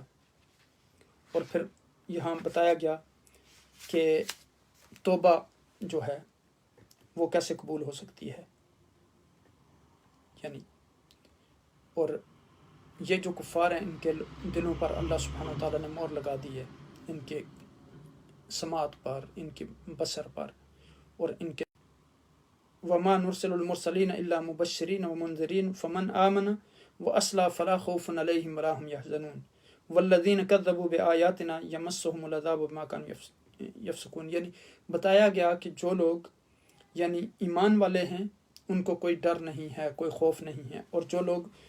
کافر ہیں وہ اور فاسق ہیں ان کے لیے عذاب ہے، وہ عذاب ضرور چکھیں گے۔ پھر رسول صلی اللہ علیہ وسلم کا منصب بیان کیا گیا، فرمایا گیا کہ قل لا اقول لکم عندی خزائن اللہ ولا اعلم الغیب ولا اقول لکم انی ملک ان اتبع الا ما یوحى الی قل هل يستوي الاعمى والبصیر فلا تتفکرون۔ اللہ اکبر۔ حضور نبی اکرم صلی اللہ علیہ وسلم کو بتایا گیا کہ آپ فرما دیجئے کہ میں یہ نہیں کہتا کہ سارے خزائن کی چابیاں میرے پاس ہیں، خزانوں کی چابیاں، نہ میں یہ کہتا ہوں کہ میں غیب جانتا ہوں، نہ یہ میں کہتا ہوں کہ میں فرشتہ ہوں۔ میں تو اس چیز کی اتباع اور پیروی کرتا ہوں جو اللہ تعالیٰ کی طرف سے وحی بھیجی جاتی ہے۔ اور پھر فرمایا کہ کیا اندھا اور دیکھنے والا برابر ہو سکتے ہیں؟ کیا تم غور و فکر نہیں کرتے؟ پھر لوگوں کو خدا کے خوف سے ڈرایا گیا کہ وَأَنذِرْ بِهِ الَّذِينَ يَخَافُونَ أَن يُحْشَرُوا إِلَىٰ رَبِّهِمْ، یعنی قیامت کا دن آئے گا، وہاں ہم سے ان ساری چیزوں کے بارے میں پوچھا جائے گا۔ پھر اللہ کے مخلص بندوں کی قدر کرنے کے بارے میں بتایا گیا کہ وَلَا تُطِرُ الَّذِينَ يَدْعُونَ رَبَّهُمْ بِالْغَدَاوَةِ وَالْعَشِيِّ يُرِيدُونَ وَجْهَهُ، یعنی غریب لوگ جو ہیں ان کو نظر انداز نہ کیا جائے۔ پھر فرق مراتب میں اللہ کی آزمائش ہے، اس کا ذکر کیا گیا۔ پھر مسلمانوں کی دلجوئی کی گئی۔ پھر رسول اللہ صلی اللہ علیہ وسلم کو ہدایت کی گئی کہ تم مالداروں کی خاطر یعنی یا خدمت کرنے کے لیے دنیا میں نہیں آئے، اس لیے ان سے کسی قسم کا جو غریب لوگ ہیں ان سے بھی آپ اعراض نہ برتیں۔ اللہ نے شرافت کا معیار خلوص اور اللہ عز و جل کا شکر گزار ہونا قرار دیا، اور یہ باتیں جو ہیں وہ غریبوں میں بھی ہو سکتی ہیں۔ پھر معاشرے کا دشمن جو ہے اس کا تذکرہ کیا گیا کہ جو زمین میں فساد پیدا کرنے والے ہیں، فتنہ پیدا کرنے والے ہیں، خون خرابہ کرنے والے ہیں۔ پھر اسلامی معاشرے کی اصل جز جو اخوت ہے اس کو بیان کیا گیا۔ پھر یہ بیان کیا گیا کہ رسول جو اللہ کا ہوتا ہے وہ کسی کی اتباع نہیں کرتا، وہ اللہ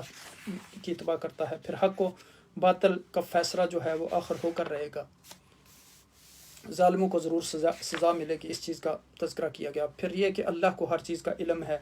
وَعِندَهُ مَفَاتِيحُ الْغَيْبِ لَا يَعْلَمُهَا إِلَّا هُوَ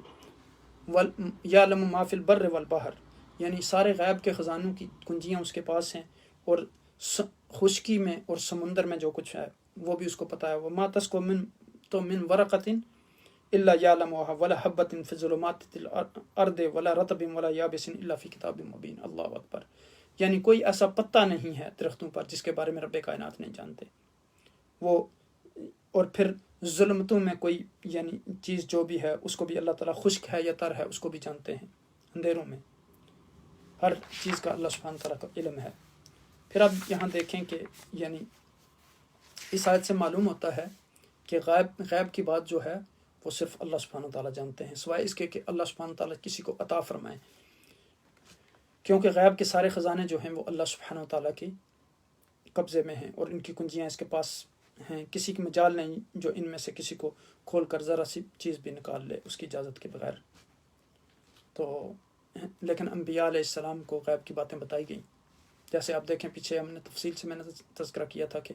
یعنی حضرت مریم کا واقعہ، حضرت عیسیٰ علیہ السلام کی ولادت کا واقعہ، حضرت زکریا علیہ السلام، حضرت یحییٰ کی ولادت کا، یہ سارے حضور نبی اکرم صلی اللہ علیہ وسلم کو بتا دیے گئے اور قرآن میں ان کا تذکرہ آیا۔ پھر یہاں آدمی کو اپنی بھی خبر نہیں، یعنی وَهُوَ الَّذِي يَتَوَفَّاكُمْ بِاللَّيْلِ وَيَعْلَمُ مَا جَرَحْتُم بِالنَّهَارِ، یعنی تم بعض اوقات انسان سویا ہوتا ہے تو اس کو موت آ جاتی ہے، اپنی خبر نہیں ہوتی۔ تو پھر فرمایا کہ اللہ سبحانہ وتعالیٰ غالب و قاہر ہے، وَهُوَ الْقَاهِرُ فَوْقَ عِبَادِهِ۔ پھر ہر مشکل میں اللہ سبحانہ وتعالیٰ انسانوں کی مدد کرتے ہیں۔ قُلْ مَن يُنَجِّيكُم فِي ظُلُمَاتِ الْبَرِّ وَالْبَحْرِ تَدْعُونَهُ تَضَرُّعًا وَخُفْيًا، اللہ اکبر۔ آپ کہتے ہیں کہ وہ کون ہے جو تم کو خشکی اور دریا کی ظلمتوں سے اس حالت میں نجات دیتا ہے کہ تم پکارتے ہو تذلیل ظاہر کر کے اور چپ کے۔ پھر یہاں اگلی آیت میں فرمایا قُلِ اللَّهُ يُنْجِيكُم مِّنْهَا وَمِن كُلِّ كَرْبٍ ثُمَّ أَنْتُمْ تُشْرِكُونَ، یعنی ہر مصیبت اور تنگی سے تمہیں اللہ سبحانہ وتعالیٰ نجات دیتا ہے، پھر بھی تم شرک کرتے ہو۔ پھر عذاب الہی کی نوعیتیں بیان کی گئیں، اس کے بعد اللہ نے ہر چیز کا ایک وقت مقرر کر دیا، اس کا تذکرہ کیا گیا۔ پھر قرآن کے ساتھ جو مذاق کرنے والے لوگ ہیں اللہ کے کتاب کے ساتھ، ان کے بارے میں کہا گیا کہ دین کے ساتھ ان کا کوئی تعلق نہیں ہے۔ پھر نیکوں کے فرائض بیان کیے گئے، اس کے بعد شریروں سے الگ ہونے کا حکم دیا گیا۔ پھر بے یار و مددگار دن ان کے بارے میں تذکرہ کیا گیا۔ پھر اب دیکھیں ان آیات میں، یعنی یہ آیات اس سلسلہ کی کڑی ہیں کہ جو لوگ قرآن شریف سن کر اس کی ہنسی مذاق اڑائیں، اپنی زبان سے یا حرکتوں سے بے ادبی کریں اور آدمیت کے ساتھ سننے کے لیے تیار نہ ہو، تو ان کے پاس سے اٹھ جانا چاہیے اور ان کے پاس بیٹھنا نہیں چاہیے۔ خوف ہے کہ پھر ہمیں بھی کہیں انہی میں نہ لکھ لیا جائے۔ اب جس طرح کی صحبت ہوتی ہے، جیسے عقائد و جہاں نبی اکرم صلی اللہ علیہ وسلم نے فرمایا کہ یحشر المرء مع من یحبہ، جس کے ساتھ آپ محبت کریں گے اسی کے ساتھ اٹھائے جائیں گے۔ پھر اللہ کے سوا کس کو پکاریں، یعنی اس کا بیان کیا گیا کہ قُلْ أَنَدْعُو مِن دُونِ اللَّهِ مَا لَا يَنفَعُنَا وَلَا يَضُرُّنَا، جو نفع ہی نہیں دیتے تو ان کو کیسے پکارتے ہو تم۔ پھر اللہ کی صفات بیان کی گئیں اگلی آیات میں۔ پھر آگے سے ابراہیم علیہ السلام کا واقعہ شروع ہوا کہ وَإِذْ قَالَ إِبْرَاهِيمُ لِأَبِيهِ آزَرَ أَتَتَّخِذُ أَصْنَامًا آلِهَةً، اپنے والد کو کہا کہ کیا بتوں کو تم اپنا خدا مانتے ہو۔ پھر نظام کائنات میں عقل کی رہنمائی کہ فلما جن علیہ اللیل رأى کوكبا قال هذا ربی، جب رات کی تاریکی چھا گئی تو انہوں نے ایک ستارہ دیکھا تو آپ نے فرمایا یہ میرا رب ہے۔ فلما افل، جب ڈوب گیا قال لا احب الافلین، میں تو ڈوبنے والوں کو تو میں پسند نہیں کرتا۔ فلما رأى القمر بازغا قال هذا ربی، جب پھر چاند کو دیکھا تو کہا یہ میرا رب ہے۔ فلما افل قال، تو پھر وہ چھپ گیا، پھر کہا قال لئن لم یأذن ربی لأکونن من القوم الظالمین، اگر اللہ مجھے ہدایت نہ دیتے تو میں گمراہ لوگوں میں سے ہو جاتا۔ پھر کہا فلما رأى الشمس بازغة، پھر سورج کو دیکھا قال هذا ربی هذا اکبر، یعنی یہ تو اس سے بڑا ہے۔ فلما افلت قال یا قوم انی بریء مما تشرکون، جب ڈوب گیا تو کہا کہ میں تو اس سے بری ہوں جس کی تم عبادت کرتے ہو، یہ تمام مشرکانہ اعمال جو ہیں ان سے میں بری الذمہ ہوں۔ میں تو انی وجہت وجہ للذی فطر السماوات والارض حنیفا وما انا من المشرکین، اللہ اکبر۔ کہا کہ میں تو اپنا رخ اس کی طرف کرتا ہوں جس نے آسمانوں کو اور زمینوں کو پیدا کیا اور میں شرک کرنے والوں میں سے نہیں ہوں۔ اسی لیے یہاں ابراہیم علیہ السلام کے بارے میں فرمایا گیا کہ وہ مسلمان تھے، یہودی اور نصرانی نہیں تھے۔ پھر یعنی جو ان لوگوں کی حجت تھی اس کو ریجیکٹ کیا گیا۔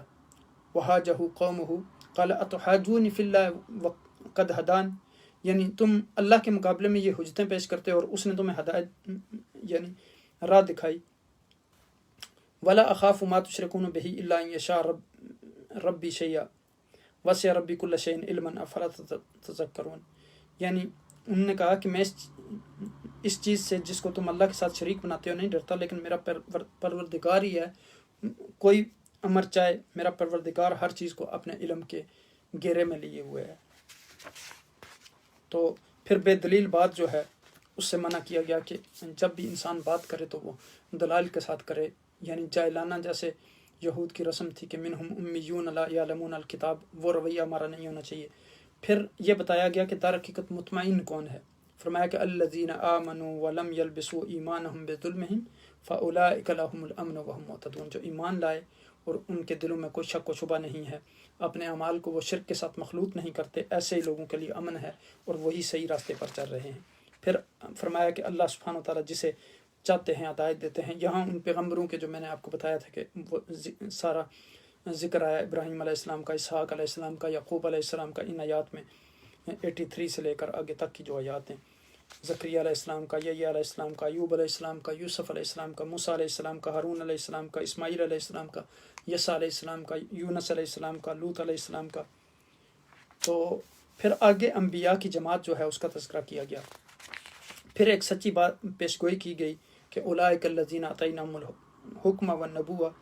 فإن یکفروا بها ہؤلاء فقد وکلنا بها قوما لیسوا بها کافرین. یعنی یہ سچی کتاب ہے، لیکن اگر یہ لوگ ایمان نہیں لائیں گے تو اللہ سبحانہ تعالیٰ پھر ایسے لوگوں کو یہ نعمت عطا کر دیں گے جو اس پر ایمان لانے والے ہوں گے. پھر انبیاء کی پیروی کرنے کا حکم دیا گیا. پھر اللہ کی کتاب کے بارے میں بتایا گیا کہ یہ کتاب جو ہے ما قدر اللہ حق قدر اذ قالوا ما انزل اللہ علی بشر من شیء، کہ انہوں نے جب کہا کہ اللہ نے اپنے بندے پر کوئی چیز نازل نہیں کی، اس کا تذکرہ کیا گیا اور اس کی نفی کی گئی کہ یہ اللہ کی کتاب ہے. پھر جو معاشرے میں مست حال اور بد انجام لوگ ہوتے ہیں ان کا تذکرہ کیا گیا. وَعُلِّمْتُم مَا لَمْ تَعْلَمُوا أَنْتُمْ وَلَا آبَاؤُكُمْ قُلِ اللَّهُ ثُمَّ ذَرْهُمْ فِي خَوْضِهِمْ يَلْعَبُونَ. اور تم کو بہت سی ایسی باتیں تعلیم کی گئیں جن کو تم نہ جانتے تھے، نہ تمہارے آباء و اجداد جانتے تھے. آپ کہہ دیجئے حبیب صلی اللہ علیہ وسلم کہ اللہ تعالیٰ نے نازل فرمایا، پھر ان کو کون کون ان کے مشغلہ میں بےہودگی کے ساتھ فی خودہم یلعبون کے ساتھ لگا رہنے دیجئے انہیں، یعنی بےہودگی نہ کرنے دیں آپ،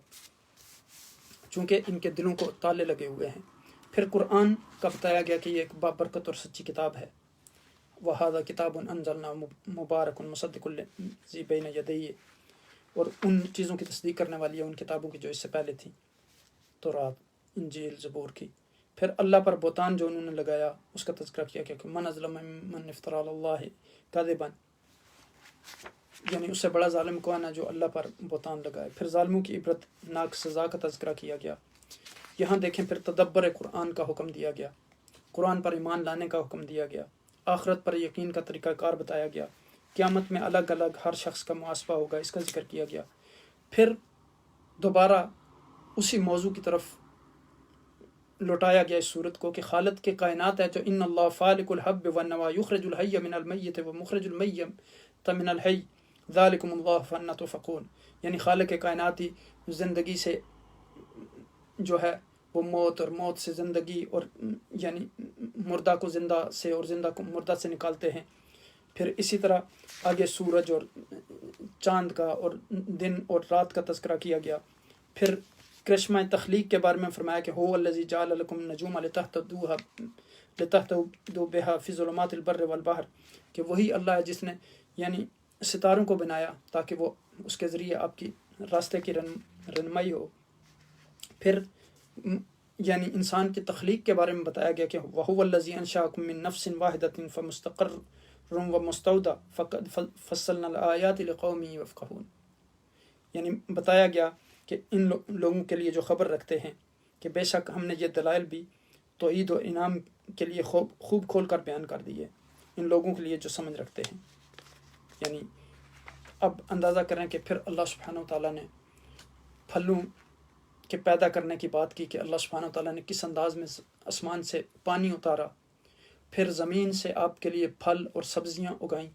وَهُوَ الَّذِي أَنزَلَ مِنَ السَّمَاءِ مَاءً فَأَخْرَجْنَا بِهِ نَبَاتَ كُلِّ شَيْءٍ فَأَخْرَجْنَا مِنْهُ خَضِرًا تُخْرِجُ مِنْهُ حَبًّا مُتَرَاكِبًا، طرح طرح کے پھل نکلتے ہیں، کبھی انگور کا پھل ہوتا ہے، کبھی انار کا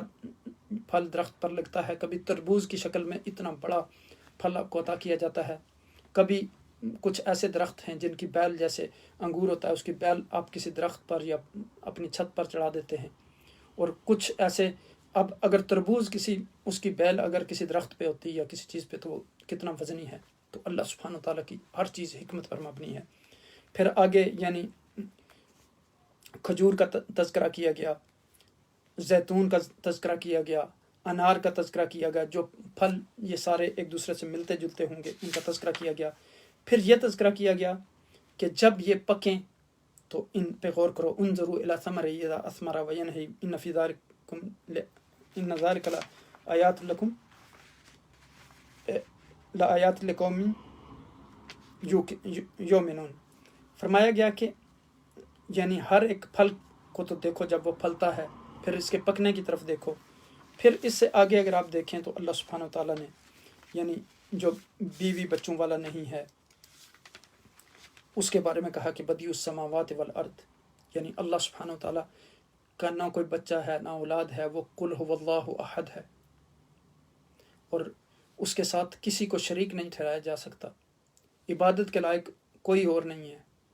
اور یہ چیز ہمارے ذہن نشین رہنا چاہیے کہ بعض لوگ جو ہیں جب توحید کا نام آتا ہے تو وہ سمجھتے ہیں کہ شاید اب کوئی یعنی یہ ایسی بات کر دی ہے یعنی کسی عالم دین نے۔ ہمارے استاذ محترم مفتی اعظم پاکستان مفتی محمد خان قادری رحمۃ اللہ علیہ، اللہ سبحانہ وتعالیٰ ان کی قبر پر کروڑوں رحمت نازل فرمائے، وہ فرمایا کرتے تھے کہ ہم سیرت کی بہت زیادہ کانفرنس کرتے ہیں، کاش ہم توحید کی کانفرنس بھی کیا کریں۔ تو اللہ سبحانہ وتعالیٰ کی توحید بہت ضروری ہے، اور حضور نبی اکرم صلی اللہ علیہ وسلم نے یہ توحید ہی سکھائی، اسی توحید کی دعوت دینے کے لیے آپ صلی اللہ علیہ وسلم تشریف لائے، قولوا لا الہ الا اللہ تفلحوا۔ تو یہ بہت اہم نقطہ ہے، اور شرک اللہ کی ذات کے ساتھ کرنا یہ ایسا گناہ ہے کہ اگر انسان توبہ نہیں کرتا اس سے تو اس کی بخشش نہیں ہوگی، مغفرت نہیں ہوگی۔ پھر آپ یہاں دیکھیں کہ یعنی کائنات معرفت الہی کا ذریعہ ہے، جب انسان اس میں غور و فکر اور تدبر کرتا ہے کہ اللہ سبحانہ تعالیٰ نے یعنی کیسی کیسے چیزیں بنائی تو پھر وہ خدا کو پہچان لیتا ہے۔ یعنی انسان کے اندر اللہ سبحانہ تعالیٰ نے ایک فطرتی تقاضا رکھا ہے کہ وہ ہر چیز کو جاننے کی کوشش کرتا ہے۔ اب دیکھیں جب آپ طرح طرح کی پہاڑ دیکھتے ہیں، درخت دیکھتے ہیں، دریا دیکھتے ہیں، سمندر، آسمان کو کس طرح بغیر کسی چھت کے بنایا، یعنی اس کا کوئی ستون نہیں ہے، تو پھر انسان اس نتیجے پر پہنچتا ہے کہ اللہ ہی اس ساری کائنات کا خالق اور ہمارا مالک اور رازق ہے۔ پھر اللہ کی نشانیوں کا تذکرہ کیا گیا، یعنی پھر زندگی کا، قرآن کا، اللہ کا صحیح جو تصور ہے اس کا، اللہ کی تابعداری کو دل سے مان لینا اور اس کے لیے تیار ہونا، ان چیزوں کا تذکرہ کیا گیا کہ صرف حکم خدا بندی کی پیروی کرنا، اتبع ما اوحی الیک من ربک لا الہ الا ھو وأعرض عن المشرکین، آپ کو حکم دیا گیا کہ آپ وحی کی پیروی کریں، ان مشرکوں کی پیروی نہ کریں۔ پھر تبلیغ میں زبردستی نہیں ہے، وما جعلناک علیہم حفیظا وما انت علیہم بوکیل، آپ صلی اللہ علیہ وسلم کو ان کا یعنی فورس سے ان کو دین کے اوپر نہیں لا سکتے، آپ صلی اللہ علیہ وسلم کا کام دعوت دینا ہے۔ تو پھر یعنی دوسروں سے رواداری اور برتاؤ اور ہر ایک کو اپنی روش جو پسند ہے اس کا تذکرہ کیا گیا۔ پھر یعنی کفار اور مشرکین کی ہٹ درمی کا ذکر کیا گیا اور ایمان نہ لانے کا، اور پھر ہٹ درمی کا جو نتیجہ گمراہی ہے اس کا تذکرہ کیا گیا۔ پھر ان کافروں کے لیے عجیب و غریب نشانیاں بھی کہا کہ بیکار ہیں، یعنی جیسے اب دیکھیں کہ یہاں فرمایا کہ آیت نمبر 19 میں کہ ان سے پوچھو کہ یہ سب سے بڑھ کر شہادت کس کی ہے، کہہ دیجئے کہ اللہ تعالیٰ ہی میرے درمیان اور تمہارے درمیان گواہ ہے، یعنی تقریر اور تلقین کے دونوں اسلوب ہیں اس میں۔ پھر اب یہاں دیکھیں کہ فرمایا کہ وَلَوْ أَنَّنَا نَزَّلْنَا إِلَيْهِمُ الْمَلَائِكَةَ مَوْتًا، یعنی اگر یعنی اللہ سبحانہ وتعالیٰ یعنی ان کے پاس فرشتوں کو بھی بھیج دیں اور ان سے مردے بھی باتیں کرنا شروع ہو جائیں، یہ معجزے دیکھنے کے باوجود بھی یہ اسلام نہیں لائیں گے۔ تو اس لیے چونکہ پچھلے آپ دیکھیں کہ 7ویں پارے کے اختتام میں انہوں نے یہ مطالبہ کیا تھا کہ ہمیں کوئی ایسا معجزہ دکھا دیا جائے، کوئی حصی معجزہ، تاکہ اس کے ذریعے ہم اسلام لے آئیں۔ تو اللہ سبحانہ وتعالیٰ نے کہا کہ لو اننا نزل، تو یہاں دیکھیں کہ 7ویں پارے کے اختتام پر چونکہ مشرکین کے مطالبہ کا ذکر کیا گیا کہ اگر کوئی ہمیں حصی معجزہ دکھایا جائے تو ہم ایمان لے آئیں گے، 8واں پارہ میں ان کے یعنی آغاز میں ان کے جو جھوٹ کی کلی کھول دی گئی اور ان کو بے نقاب کر دیا گیا، اور انہیں کہا گیا کہ اسی معجزات دکھا بھی دیے جائیں پھر بھی یہ ایمان نہیں لائیں گے۔ ارشاد الہی ہے کہ اگر فرشتے بھی ان پر نازل ہو جائیں اور مردے آ کر انہیں بتلائیں پھر بھی یہ لوگ ایمان لانے والے نہیں ہیں۔ جب بھی اللہ کا کوئی رسول اللہ کا پیغام لے کر آیا، لوگوں کو اس نے توحید کی دعوت دی، تو انسانوں میں جو شیطان تھے اور جنوں میں جو شیطان تھے اپنے جھوٹ کو انہوں نے ملمح کر کے لوگوں کے سامنے پیش کرنے لگے اس کو، اور اللہ پاک نے حضور نبی اکرم صلی اللہ علیہ وسلم کو ہدایت فرمائی۔ اور آپ کو الجھنے والوں کو بتا دیں کہ جب میرے پاس خدا کی کتاب آ چکی ہے، میرے پاس قرآن آ چکا ہے، اللہ سبحانہ وتعالیٰ میری رہنمائی کرتے ہیں، تو مجھے آپ کی رہنمائی کی ضرورت نہیں، میں تو اللہ کی کتاب پر عمل کروں گا، میں تو وہی پر عمل کروں گا۔ مسلمانوں کو ہدایت فرمائی کہ حلال جانور کو اللہ کا نام لے کر ذبح کیا جائے،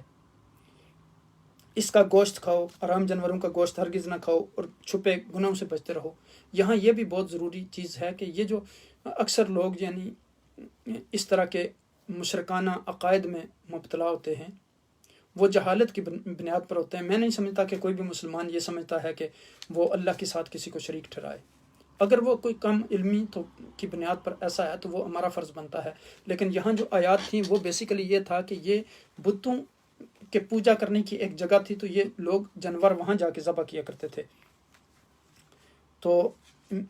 اس کا گوشت کھانے سے مسلمانوں کو ہدایت فرمائی گئی کہ حرام جانوروں کا گوشت نہ کھائیں جو غیر اللہ کے نام پر ذبح کیے جائیں۔ پھر دوسرے رکوع کے آغاز میں فرمایا گیا کہ اومن کان میتا فاحییناہ وجعلناہ نورا یمشی بہ فی الناس کمن مثلہ فی الظلمات لیس بخارج منہا، یعنی مومن کی مثال اس شخص کی طرح ہے جو زندہ ہے اور ہم نے اس کو نور عطا کیا، اور کافر کی اس شخص کی ہے جو مردہ اور تاریکیوں میں پھنسا ہوا ہے۔ جیسے آقا دو جہاں نبی اکرم صلی اللہ علیہ وسلم نے فرمایا اتقوا من فراست المومن فإنہ ینظر بنور اللہ، مومن کی فراست سے ڈرو چونکہ وہ اللہ کے نور سے دیکھتا ہے۔ اور اللہ کا نور کب نصیب ہوتا ہے؟ جب انسان اللہ اور اس کے رسول صلی اللہ علیہ وسلم کی اطاعت کرتا ہے، حضور نبی اکرم صلی اللہ علیہ وسلم کی اتباع کرتا ہے، جس طرح حضور نبی اکرم صلی اللہ علیہ وسلم حکم دیتے ہیں اور اللہ حکم دیتا ہے اس راستے پر چلتا ہے، جب وہ اللہ کی قربت نصیب ہوتی ہے انسان کو۔ پھر فرمایا کہ ایمان اور ہدایت صرف اللہ کے ہاتھ میں ہے، وہ جسے چاہتا ہے نوازتا ہے۔ پھر اسلام کی شرح صدر کی رحمت، یعنی اندھیروں میں بھٹکنے والے کافر رائے ہدایت پر چلنے والے مومنوں کی طرح کیوں کر ہو سکتے ہیں؟ اب دیکھیں کہ ہر دور کے بڑے بڑے جو امیر لوگ تھے، بد کردار لوگ تھے، انہوں نے حق کی مخالفت کی اور انہوں نے ایڑی چوٹی کا زور لگایا، لیکن اللہ تعالیٰ نے جس کا بھی سینہ اسلام کے لیے کھول دیا پھر اس نے اسلام قبول کیا۔ یہ تو ہدایت اللہ کی طرف سے ہے، وہ جسے چاہتا ہے ہدایت دیتا ہے، جسے چاہتا ہے گمراہ کر دیتا ہے۔ پھر یہاں قریش، مشرکین قریش کو فہماش کے لیے ذکر کیا گیا کہ آخرت کے دن یہ گم گردہ راہ انسان جو ہیں ان سے سوال ہوگا، ان سے دریافت کیا جائے گا کہ کیا تمہارے پر رسول نہیں آئے تھی؟ کیا تمہارے پاس اللہ کی کتابیں نہیں آئی تھیں؟ کیا اللہ کے رسولوں نے تمہیں واضح احکامات نہیں بتائے تھے؟ اللہ کی توحید کی تمہیں تعلیم نہیں دی تھی؟ انہوں نے اللہ اور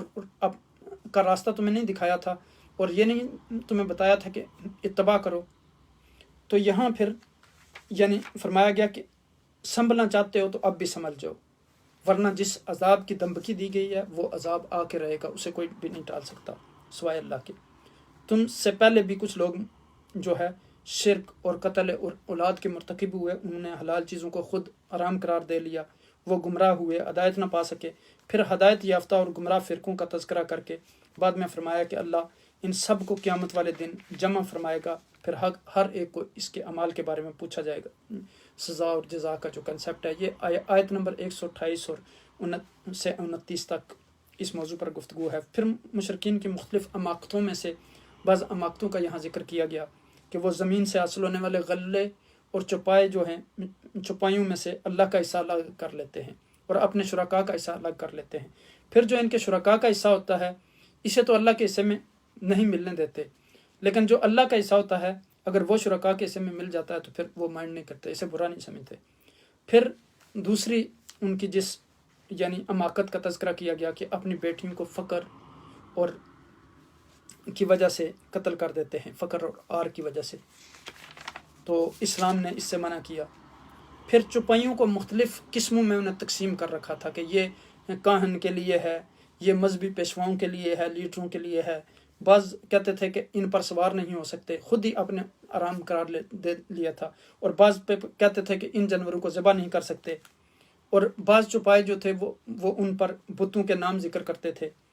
اور پھر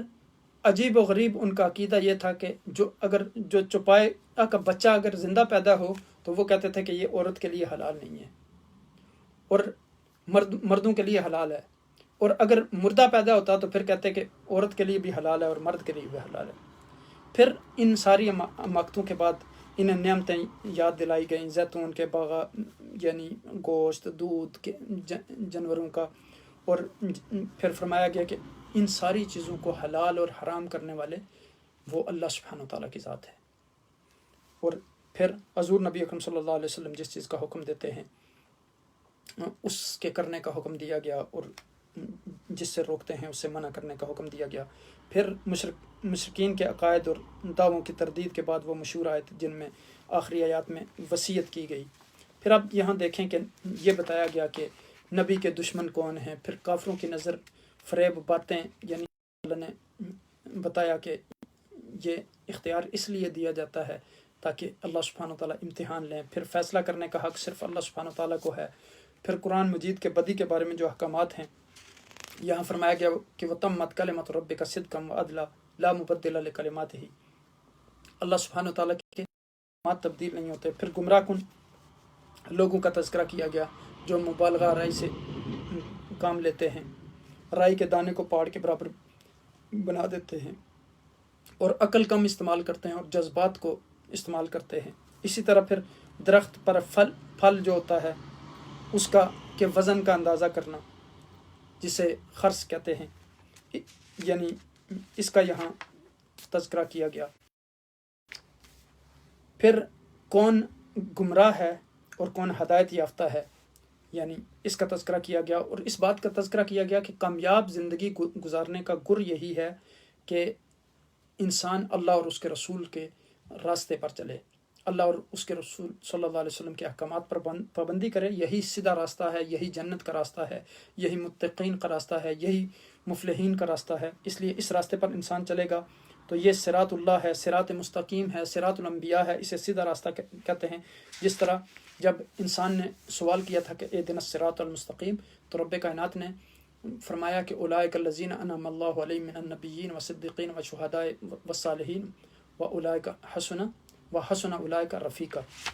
یعنی لوگوں کے بارے میں بتایا گیا کہ جو انبیاء ہیں، صدیقین ہیں، شہداء ہیں، صالحین ہیں، یہ سیدھے راستے پر ہیں۔ پھر یہ بتایا گیا کہ گمراہ کون ہے اور ہدایت کے راستے پر کون ہے۔ پھر حلال اور حرام چیزوں کا یعنی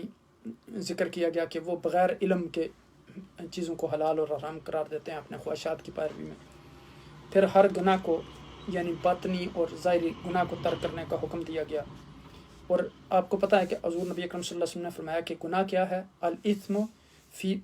ما حق فی نفسک، جو آپ کا یعنی دل کہتا ہے